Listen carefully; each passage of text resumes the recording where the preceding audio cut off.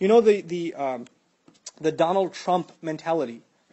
Donald Trump is a very, very powerful, multi-billion-dollar executive, right? And he's, I think he's got a TV show too where he's making people into entrepreneurs and things like that. Bottom line is he's a real estate tycoon more than anything else, right? And you know how real estate in this society works. You buy, and you buy, but you don't pay for it. You use your credit to buy, and you don't make the maximum payments, you make what?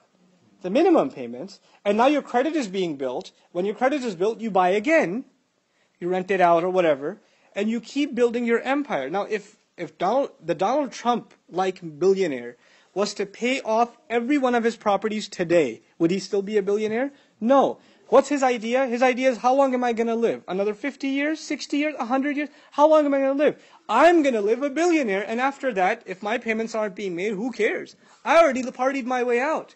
So this entire deficit will be passed down to the next generation. I couldn't care less.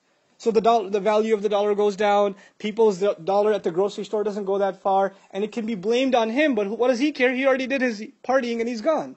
In other words, don't think about anyone but who? Yourself. جَمَعَ مَالًا وَعَدَّدَ. This is at the heart of capitalist thinking. At the core of it. Now compare this to the mind of the Muslim. Just one more smaller example, because this is dealing with economics, right? A home.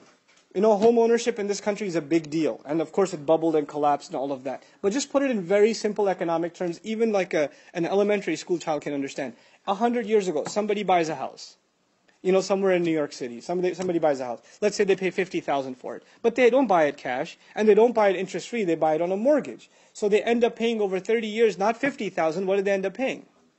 $150,000. Okay, now it's time for them to sell it. Are they going to sell it for $60,000? No, they ended up putting in $150, so they should at least sell for $200 and $250, so they sell it for $250. The next buyer comes in, buys the place for $250, but he didn't buy it cash. What did he buy it on? Credit. So he's not going to pay $250. Over 30 years, he'll pay $400,000, $500,000. When time comes for him to sell it, it keeps going up, right? So what's happened is, first of all, the value of the currency went down. Second of all, those who could own a home 100 years ago, with that kind of money, can they still own a home generations later? No. So you made the opportunity for the next generation more and more and more impossible. This is what riba does. This is what jama'a malan wa'addadah does. It creates problems for the future. Now compare this to the Muslim mind. The Muslim mind is, you have an old man who's already got a foot in the grave and he's planting a seed in the ground for a tree to grow. And you ask him, you're not going to live long enough for this tree to grow. And he says, well, it will give somebody shade one day, sadaqah jariyah for me. This is the mind of the Muslim, right? That's what it's supposed to be. We think about how the future will be benefited. Not, live, eat, sleep, drink, and die. That's it. This is the reversal of thought. And that's really, when we read this stuff, we shouldn't just think about what's happening, a millennium and a half ago. These are realities of our time.